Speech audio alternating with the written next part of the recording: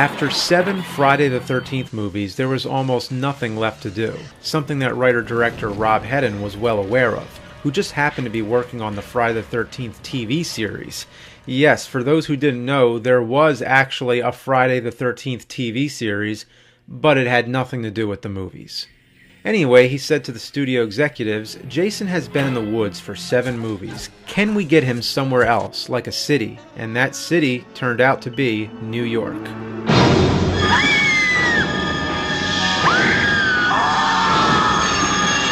Friday the 13th, Part 8. Jason takes Manhattan. Now, New York has a new problem. Sounds like a great idea. Imagine all the shit Jason could get into in the big city. Well.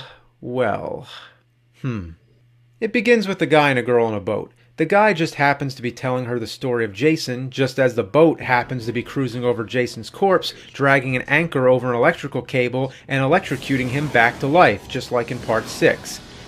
The dude also just happens to have a hockey mask which he uses to scare his girlfriend. Got you good, Susie.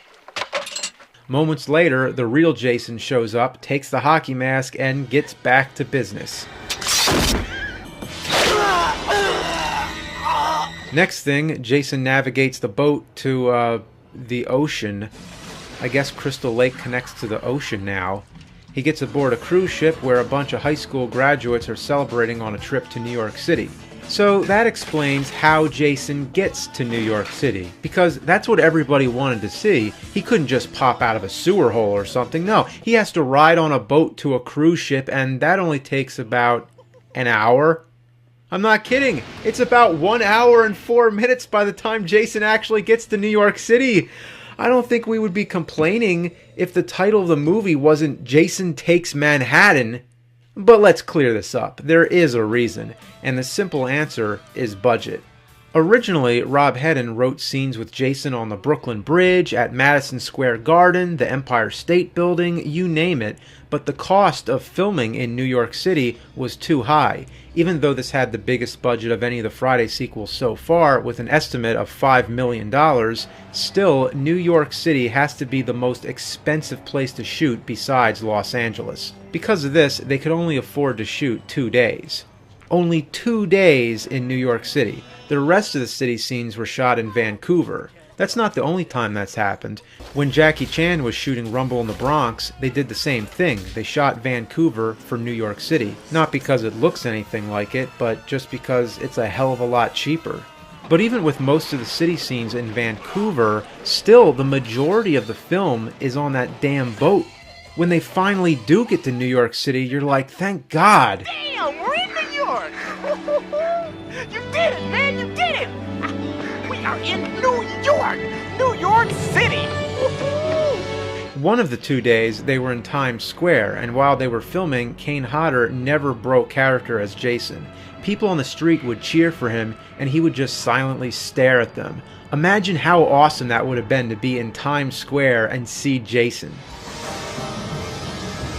Also, I have to note, you can see the advertisements for Tim Burton's Batman. This was released in 1989, the same year, so it had quite the competition. As always, there's no rhyme or reason why Jason does the things he does, but now it's gotten to the point of comedy. He has a rage going on. He's legitimately pissed off. He could have killed any of those people, but instead he kicks the stereo, just because it was in his way. Number 4 on my top 13 moments. What's that meat, slime bag? Yo, man, it's cool. It's cool, man. There's another really funny moment that got cut from the final movie, where he's on an escalator and pushes somebody out of the way. Moments like these are better than any of the kills, which were all compromised by the MPAA like usual. Except this time, it's probably the worst yet. For example, after Jason throws a girl into a mirror, you would have seen her body with glass shards sticking out. That was cut. The only kill that still is worth a damn is when Jason punches the guy's head off. Number 10 on my top 13 moments. What I didn't mention before was all the senseless punching leading up to it.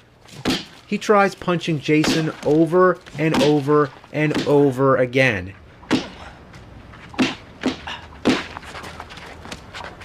It drags way too long. Originally, this scene was supposed to be shot in Madison Square Garden, but now it's just a nondescript rooftop. The final girl, in an attempt to make her character more complex, had a traumatic experience when she was a kid. Her father was trying to force her to learn to swim, but while she was underwater, she saw Jason, who was a young boy. In the beginning, they say Jason drowned 30 years ago. Drowned Crystal Lake about 30 years ago. I wonder if that counts the time it took Tina to grow from a young girl to an adult in Part 7. Who knows? Not to mention the geographical mess with Crystal Lake now connecting to the ocean. But after all that, they still remember to give Jason a second hockey mask since the old one was destroyed in Part 7. They got that right, but why does it still have the same axe mark? Spoiler alert, if you want to know what happens at the end, well, for the first time I can say Jason is killed in an original and definitive way. He doesn't fall into the water again or get stabbed or some shit. He gets melted by toxic waste. The special effects could have been a little better, but at least they finally did something interesting.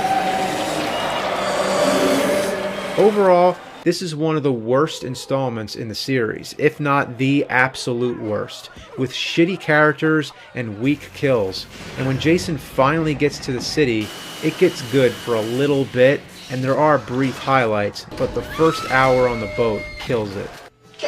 Get off of me! I'm your teacher, young lady. Well, now you've gone and done it. Not only are you...